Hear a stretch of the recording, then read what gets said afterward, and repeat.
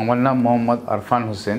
আমার মায়ের নাম মিনা আফরোজ। উনি অ্যাকচুয়ালি পেশেন্ট। তো ওনার এই রিসেন্টলি বায়োপসির মাধ্যমে আমরা জানতে পারলাম যে ওনার ক্যান্সার হয়েছে, মেটাস্টেসিস কয়েক জায়গায় ছড়িয়ে গেছে, লিভারে আছে, তারপর লাংসে এবং প্লুরালে এফিউশন হয়েছে। তার পরে জানতে পেরেছি যে বোনেতেও কিছুটা রয়েছে আর থাইরয়েডে, এই কয়েকটা জায়গায় ছড়িয়ে গেছে। তো আমরা খুব আগে থেকে কিছু জানতে পারিনি। গত 1 মাস আগে আমরা হঠাৎ করে মায়ের শরীরটা খারাপ ছিল, জ্বর ভাব। তো আমরা ডক্টরের কাছে নিয়ে গেলাম। ওখানে নিয়ে যাওয়ার পর ডক্টর জেনারেল ফিজিশিয়ান ট্রিটমেন্ট দিলেন।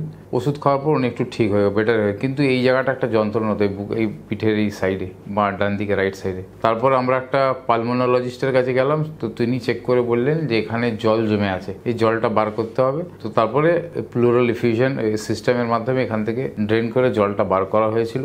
তারপর থেকেই আমরা সমস্যাটা আস্তে আস্তে করে তার আগে আমরা কিছুই বুঝতে পারিনি, মানে কোনো রকম সমস্যা বা জ্বর বা কোনো রকম কিছুই হয়নি। এই গত 1 মাস আগেই আমরা জানতে পেরেছি। তারপর থেকে বিভিন্ন সিস্টেমের মাধ্যমে এক এক করে আমরা যখন টেস্ট করাতে থাকলাম, তা ব্লাড টেস্টের মাধ্যমে এই টেস্ট করতে করতে ওই জলটা ওই যে ফ্লুইডটা বেরিয়েছিল, সেই ফ্লুইডের আমরা টেস্ট করলাম।